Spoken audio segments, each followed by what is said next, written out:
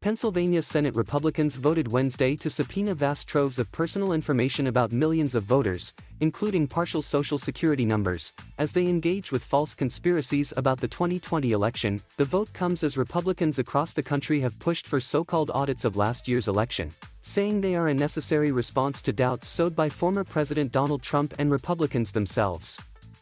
The most significant of these efforts, so far, is an ongoing audit in Arizona funded and executed by Trump allies and conspiracy theorists with no end in sight. But Pennsylvania appears to be taking a different approach than Arizona. Rather than requesting ballots and voting machines as Arizona did, and as Trump supporters have been pushing for, Pennsylvania Republicans are beginning their taxpayer-funded investigation by seeking voters' personal information to, as the chair of the committee running the show said Wednesday, determine whether or not they exist. Senators on the Intergovernmental Operations Committee voted along party lines to authorize the subpoenas to the Pennsylvania Department of State, which runs the state's elections, after a contentious hearing Wednesday morning. Republicans are demanding lists of personal information for all 6.9 million people who voted in Pennsylvania in the November 2020 election, everyone who voted in the state's May 2021 primary election, and every person who was a registered voter in the state as of May 1. That personal information includes all voters' names, dates of birth, addresses, driver's license numbers, the last 4 digits of their Social Security numbers, and the date of their last voting activity. What happens to that information and whether it is shared with as yet unnamed private vendors as part of an Arizona-style audit is up to Republican Committee Chair Chris Dush and his legal team, he said during Wednesday's hearing. Senate President Jake Corman tweeted after the hearing that the data Republicans collect will not be shared publicly or used for any other purpose. Every effort will be made to ensure this information is not compromised. Democrats on the committee said they plan to file suit later this week to try to stop the subpoenas, and they also called on the Justice Department to investigate. For the government to have access to your Social Security numbers should be scary to all of us, Democratic Senator Anthony Williams said before the vote.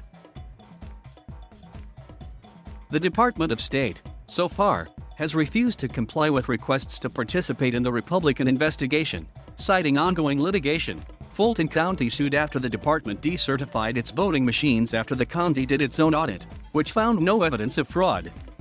The department did not immediately respond to a request for comment on the subpoenas. Before Wednesday's vote, Democratic Senator Steve Santarsero pressed Dush on why the state Senate would need to verify voters' identities after state and county audits already verified the election results. In response, Dush raised conspiracy theories. There have been questions regarding the validity of people who have voted, whether or not they exist. We're not responding to proven allegations, we are investigating the allegations to determine whether or not they are factual, he said. Whether or not this will be enough for Trump and his supporters is unclear. Republican Senator Doug Mastriano, a major Trump ally in the state who tried to do his own election audit earlier this year, put out a statement saying the subpoenas didn't go far enough. But he voted for them anyway, by proxy. In addition to voters' personal information, the subpoenas seek wide swaths of documents, including all communications between the Department of State and any elections director or board in the state between May 1, 2020, and May 31, 2021.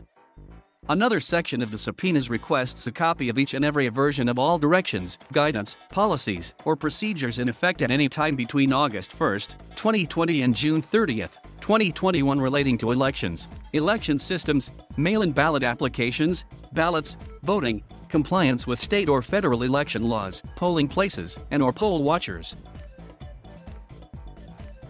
Democrats raised concerns about who will end up going through all of that information. Santarsero pressed Dush to not hire vendors with ties to any of the 2020 presidential candidates or anyone on the ballot in Pennsylvania last November, but Dush would not commit, saying that would be difficult. He did later add, "I'm not going to be hiring political activists." After the vote, Santarsero said what is most concerning to him is who is backing the vendors that will conduct the Republicans' investigation. Democrats noted, for example, that the Fulton County audit was conducted by Whet, which was contracted to a group run by former Trump lawyer Sidney Powell, as the Washington Post reported. Powell was recently ridiculed by a federal judge for what the judge called historic and profound abuse of the judicial process. This election was on the up and up, Santarcero said. It was the most secure election in history. Thank you for watching. Please subscribe.